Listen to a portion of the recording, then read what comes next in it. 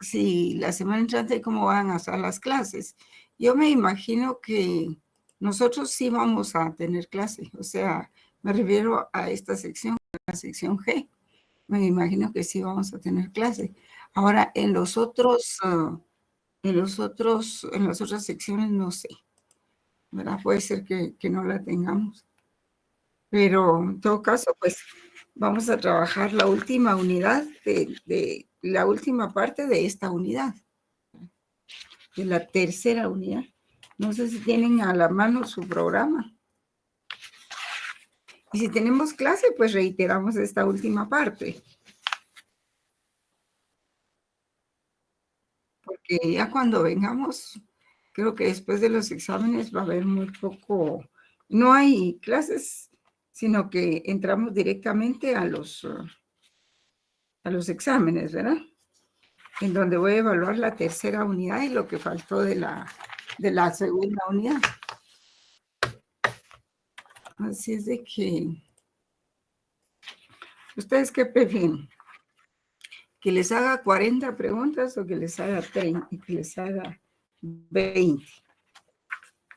20. 20. ¿Por qué he hecho 40? Algunas veces. Ese examen suena como a repaso general. ¿Alguien tiene por ahí el programa, jóvenes? Vamos a ver si lo tengo yo acá. Licenciada, buenas noches.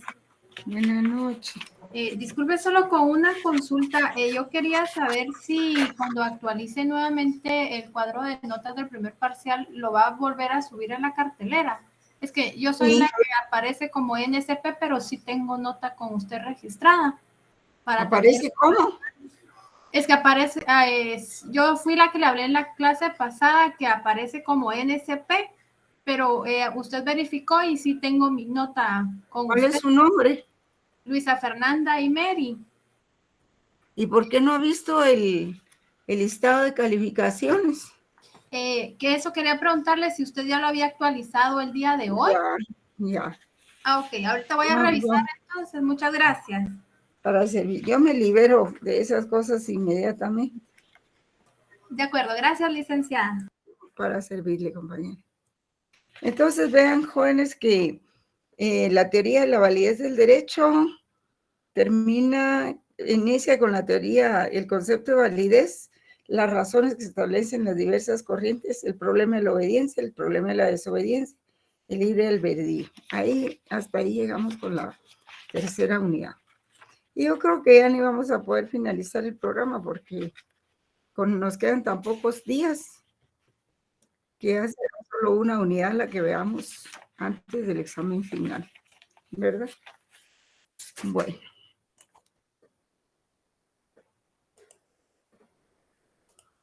Bueno, jóvenes, entonces,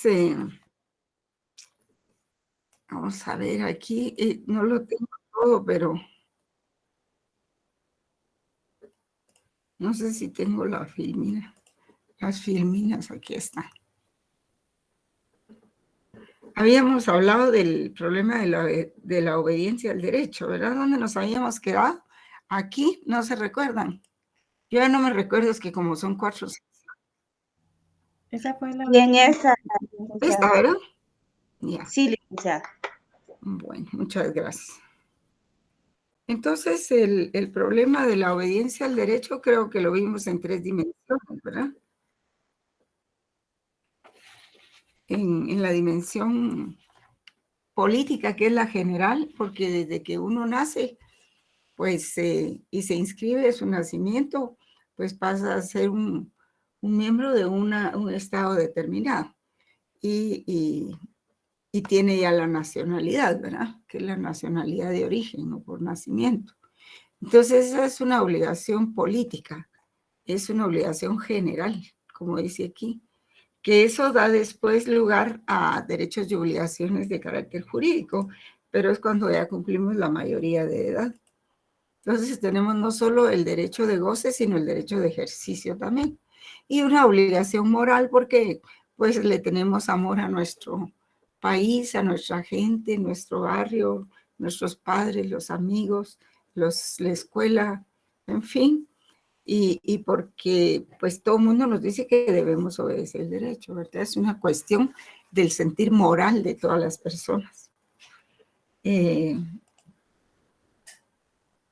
Entonces, es obligación política general, es la más general, porque es la que primero aparece, ¿verdad? La razón política por el estado precisamente del nacimiento, por el vínculo de nacionalidad, vínculo jurídico político que une a un estado con una persona, ¿verdad? Por eso. Y entonces, ahí pueden ustedes leer que la obligación política pues está ligada a la legitimidad, a la justificación del Estado, de los sistemas y de los sistemas políticos y jurídicos. Vamos a ver qué más dice. Ayer habíamos hablado, ¿verdad?, de que la obediencia al derecho debe ser la cuestión más general de la obligación política, que equivale a decir que aunque el poder político o Estado puede exigir incluso por la fuerza, nos puede exigir incluso por la fuerza, la obediencia al derecho no es lo mismo desde el punto de vista moral, político y jurídico, porque un poder político aceptado, no es lo mismo un poder político aceptado que un poder político impuesto, ¿verdad? No tienen la misma legitimidad. El poder político se tiene que hacer merecedor de la obediencia a sus normas, porque sus destinatarios, por sus destinatarios, lo que significa que hay estados que se merecen obediencia y otros que no. Y eso nos conduce siempre al tema de la legitimidad y los requisitos y condiciones de la legitimidad justa. Pregunto, ¿ya habíamos visto este tema ayer? Inició a hablar, licenciada. Vale. Bueno, sí. Bueno, entonces lo voy a desarrollar. Y entonces las teorías contractualistas de Thomas Hobbes, John Locke, Juan Jacobo Rousseau y Immanuel Kant han puesto cuidado especial en crear un marco adecuado que conecte la legitimidad del sistema político con la obligación política. Y los primeros, como Juan Jacobo Rousseau, pues él escribe y dice, la fuerza de un poder físico, y yo no logro comprender, la fuerza, dice, es un poder físico, y yo no logro comprender qué consecuencia moral pueda tener. Ceder a la fuerza es un acto de necesidad, no de voluntad, cuando mucho un acto de prudencia.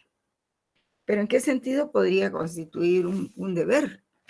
Y debemos convenir en que la fuerza no crea el derecho y que no se está obligado a obedecer sino los poderes legítimos, ¿verdad? La obligación, Rousseau pues estaba dando el paso desde la obligación política al establecimiento de las razones más fuertes para obedecer al derecho. También a la consideración de que el Estado como autoridad, un poder autorizado, puede exigir la obediencia para la consecución de un orden definido como justo y como tal, y solo como tal, susceptible de obligar a aquellos a quienes dirigen sus mandatos. Y la obligación moral de obediencia al derecho es una obligación selectiva que está dirigida exclusivamente al derecho justo, es decir, a la norma jurídica justa. Y las injustas o medianamente justas pueden ser objeto de obligación jurídica o de obligación política, pero no de obligación moral, y de la misma forma las razones morales para desobedecer el derecho. Existen razones morales también para desobedecer el derecho, porque en la democracia, como les decía ayer, no son solo las elecciones, sino es el poder también de oponerse a ciertas normas, ¿verdad?, que se consideran injustas. Y el problema de la obediencia al derecho es que en los actos de desobediencia civil son parte de un Estado democrático, por supuesto, y se desarrolla en sociedades maduras que logran procesar sus conflictos aceptando que las leyes e instituciones legalmente establecidas pueden fallar, admitiendo un espacio para la construcción de las interpretaciones distintas a las predominantes que pretenden ser consideradas justas. Entonces, la desobediencia implica consecuentemente estrictas sanciones. esto que está por aquí. Estrictas sanciones, ya que significa a menudo un riesgo para la seguridad de otros o de los intereses colectivos. Sin embargo, pues la desobediencia en este plano se puede deber a razones legales, éticas o religiosas. El problema de la desobediencia civil, pues algunos la definen como el acto de desacatar una norma de la que se tiene obligación de cumplimiento. Vamos a ver qué dice aquí. Aquí está. Algunos la definen como el acto de desacatar una norma de la que se tiene obligación de cumplimiento. La norma que debe obedecerse es por lo general una norma jurídica o en todo caso cualquier norma que el grupo en el poder considera investida de autoridad en el sentido de que su transgresión acarreará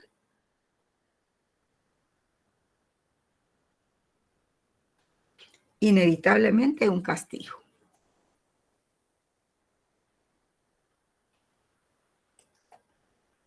Se puede clasificar también en activa o pasiva. La opinión generalizada de que todo acto contrario a la ley es siempre un acto ilegal que merece tanto el castigo positivamente definido como la condena social, admite otro análisis también desde la perspectiva de la desobediencia social, de la desobediencia civil.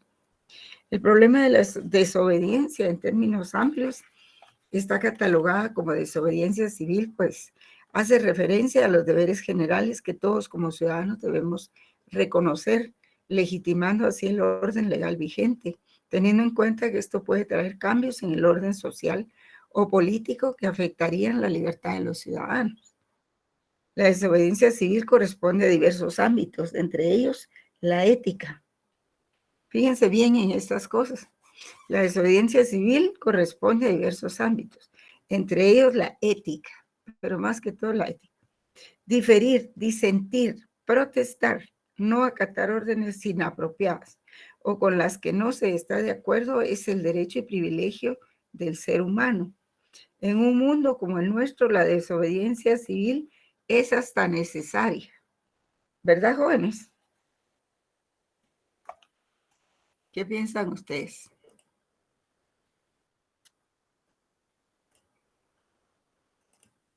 Javier Sádava escribe que si la sociedad no es democrática, no hay problema porque no hay nada a lo que haya que obedecer o habría que desobedecer a casi todo.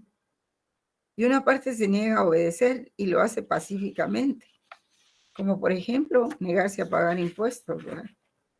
Nuestra Constitución Política de Guatemala señala en su artículo 5 la libertad de acción.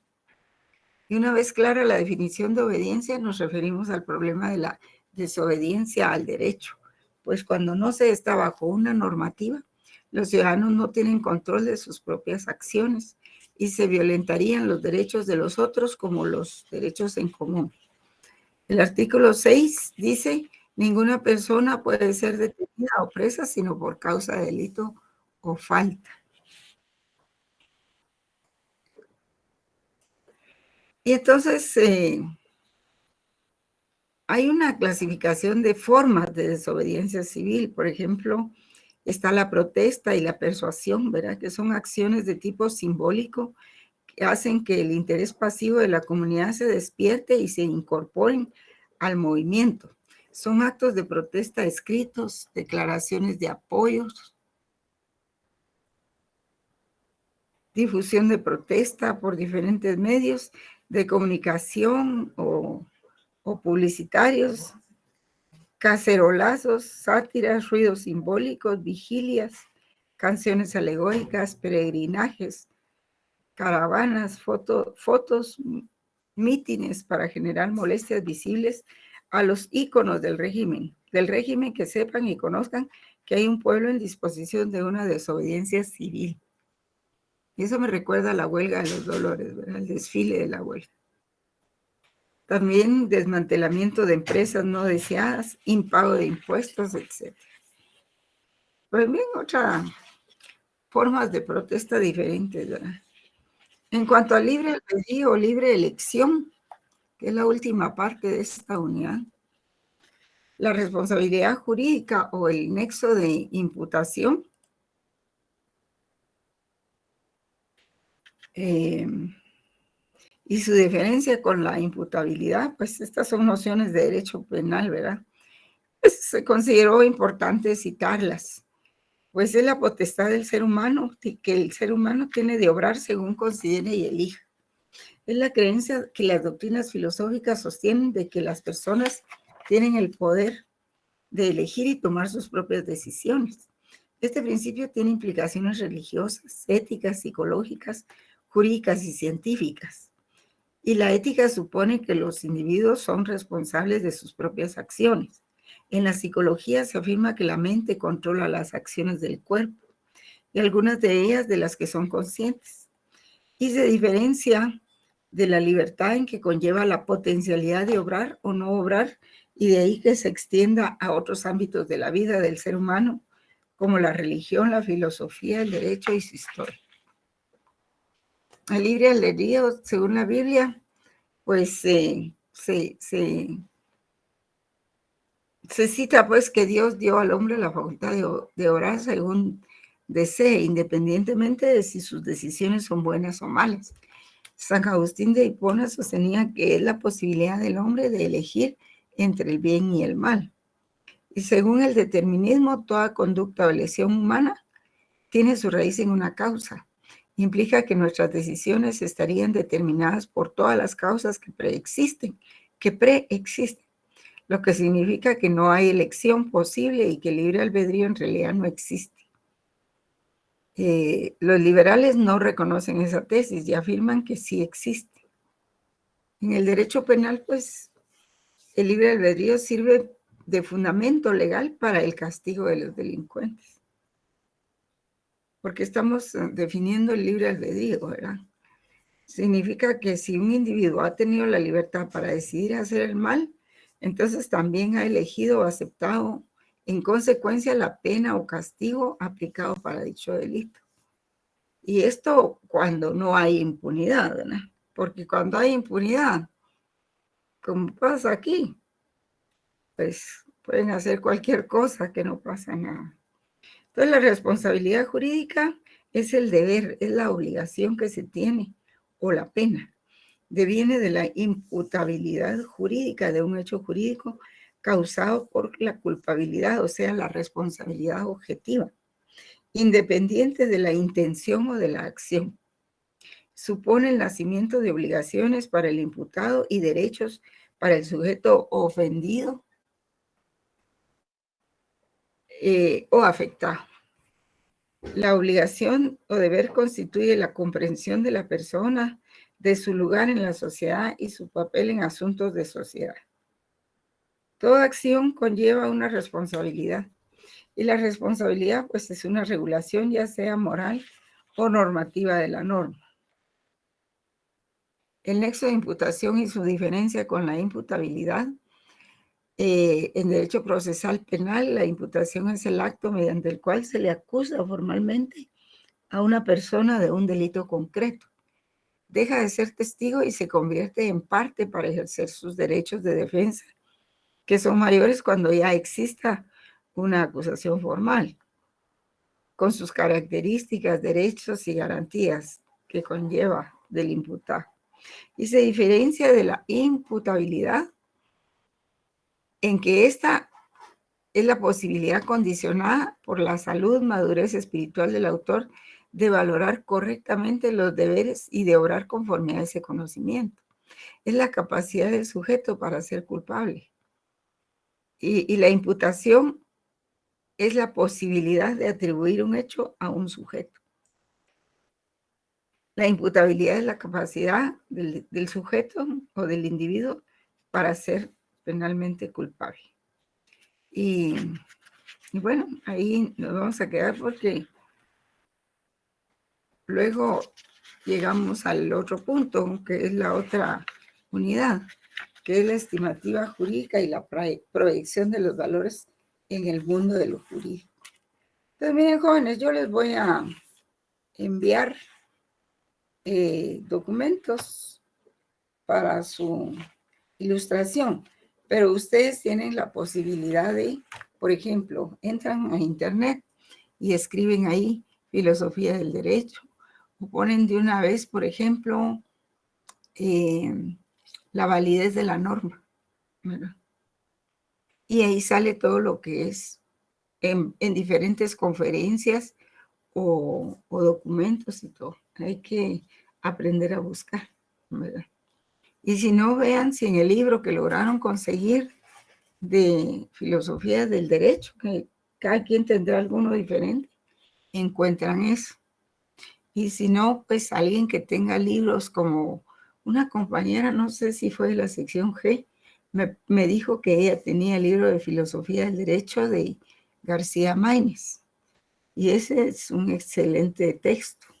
También les recomiendo que lean a Máximo Pacheco, el apartado que les di al principio, para que ustedes puedan estar en posibilidades de trabajarlo, ¿verdad? De examinarse. Porque después de la Semana Santa, creo que ya solo una clase nos queda, no, después de la Semana Santa entramos a exámenes. Y acuérdense de que su examen se quita a la hora en punto. No tienen que estar tardándose. Examínense, pero examínense con un reloj a la vista.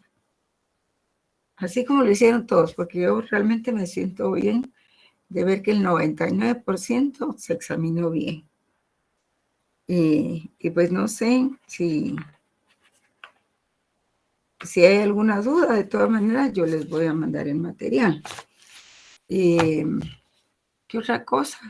Si tenemos clase el lunes, pues voy a reiterar este punto, este último punto, o cualquier otro que ustedes requieran, ¿verdad? Y si puedo, pues les paso les exhibo un video para ilustrar este punto del libre albedrío, ¿verdad? Que ya es lo último, y la desobediencia civil. Porque ya después de que vengamos de la Semana Santa, yo quería abarcar hasta la cuarta unidad, pero no es posible. Es muy poquito el tiempo que tenemos. Así de que nos quedaríamos, vamos a hacer el examen sobre la tercera unidad y sobre lo que quedó de... Y ustedes van a estar bien, porque realmente nunca lo he hecho sobre esas unidades, segunda y tercera. En realidad el parcial abarcaba hasta la cuarta. Pero si puedo, les envío material de la cuarta unidad también para que lo puedan leer. Y si hay clases el miércoles, porque dicen que solo va a haber clases un día, no sé qué día. Tal vez solo tengamos clases el miércoles o el jueves. Miércoles y jueves probablemente. Creo que en el caso de ustedes tenemos miércoles y jueves. En el caso de la A, creo que solo tendremos el día miércoles. Y en las otras secciones solo tendríamos el día jueves probablemente. Y bueno, no sé si hay algo que agregar o quieren que les repita, ¿verdad? Buenas noches, licenciada. Disculpe, solo con una pregunta. Licenciada, yo encontré otro libro, aparte del que le había dicho la vez pasada, Qué Exordio maravilla. a la filosofía del derecho, pero fíjese, licenciada, que es del 2006. ¿Será que está muy viejito? No, Está no, bien. Vaya, si es que fíjese que lo sería compré que hay. usado. Entonces dije, mejor le voy a preguntar a la licenciada si La está bien cuestión eso. es que tenga los temas que hemos platicado aquí, ¿verdad? Sí, hoy estaba ya leyendo, ya iba por la segunda parte, y sí está todo lo que usted nos dio. Ahí está. Sí. Sí, Qué ahí está. maravilla. Sí, eso es bueno. Yo les voy a enviar unos materiales, ¿verdad? De Muy bien, todas gracias, maneras, licenciada. para que puedan tener una base para poder leer. Gracias, licenciada. Vieron que está asociado la desobediencia civil con el libre albedrío. Podríamos ver un video aquí sobre esa materia, si gustan ustedes. ¿Verdad? ¿Quieren que les ponga un video o no? Sí, licenciada, gracias. Ya está bien, gracias, licenciada. ¿No? Bueno. Sí, licenciada. Sí, Ah, licenciada, gracias. Es que aquí hay unos... vamos a ver. Vamos a ver aquí. Siempre, vamos a ver. Ahorita se los doy. Es que lo que pasa es que cuando uno habla del libre albedrío, entonces se toma como una cuestión teológica propiamente. Y no es así como, digamos, como una parte de una religión, de la religión, ¿verdad? Por ejemplo, sermones adventistas y realmente el libre albedrío es desde el punto de vista jurídico, ¿verdad? Y no desde las teorías teológicas, porque entonces empiezan a hablar de la predestinación de las escrituras y todo eso, y no es eso lo que se busca, ¿verdad? Aquí hay un montón de, si no, se los puedo poner desde el próximo miércoles, ¿verdad? Hoy no los voy a... Vamos a ver. Licenciada, buenas noches. Buenas noches, compañero. Licenciada, disculpe, de la información que usted nos brinda en sus clases, ¿es de un solo libro en específico o es de varios libros, licenciada, como No, para tener una idea más o menos? son varios libros, pero yo al principio les hablé sobre la bibliografía, ¿verdad? Les hablé sobre la bibliografía que está citada en el programa. No sé si lo tienen a la vista. Sí, licenciada, sí, y de hecho, aparte del libro que usted nos compartió una parte también, pero sí pensé que era un solo libro, pero entonces voy a ver la información de la parte del libro también que nos envió, licenciada. Muchas gracias. Muy bien. Sí, lo que pasa es de que hay, mire, filosofía del derecho, para darla bien, no me puedo apegar a lo que dice un solo autor, ¿verdad? Porque sería muy restrictivo, sino que tengo que consultar varios textos dependiendo a veces el tema. Y por eso ustedes pueden observar que en el programa hay muchos libros citados y algunos hablan de, digamos, tienen hasta los temas que tratan con especialidad. Y entonces hay que basarse un poco en eso. Vamos a ver. Sí, es difícil, tengo que buscarlo. Pero yo creo que si el lunes, el miércoles tenemos clase, pues yo me estoy adelantando realmente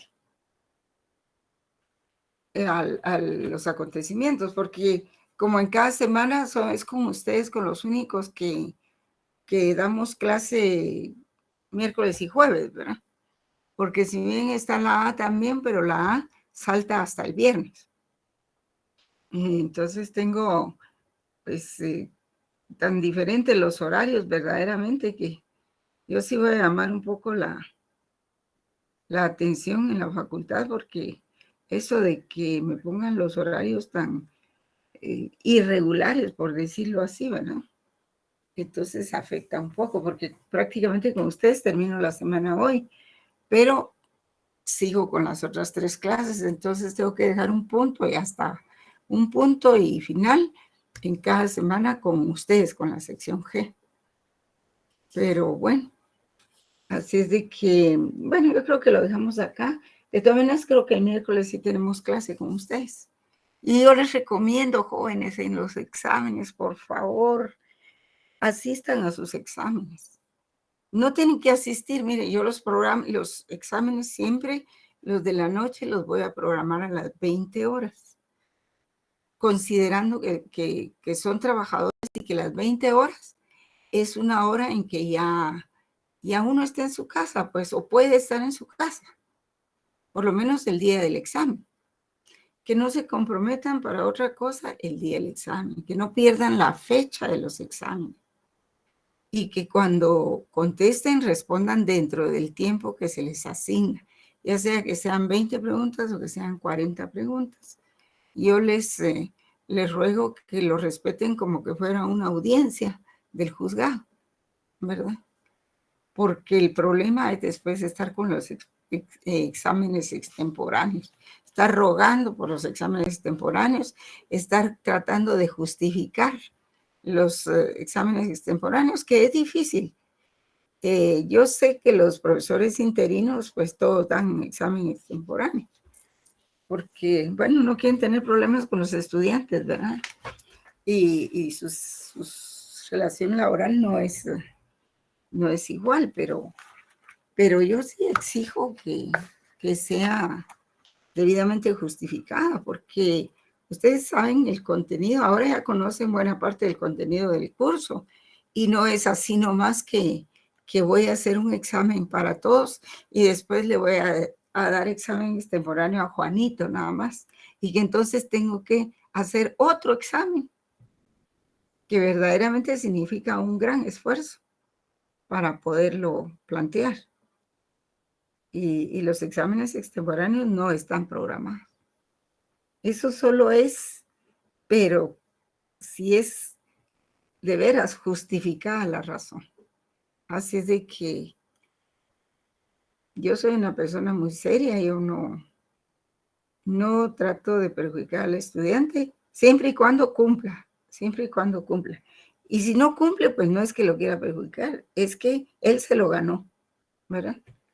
Quien provocó el problema es el alumno, no yo. Y yo me siento satisfecha con que el 99.9 hayan estado en el examen y tengo todos los exámenes ahí. Hay algunos compañeros que se ponen a consultar durante el examen y se les va el tiempo en eso.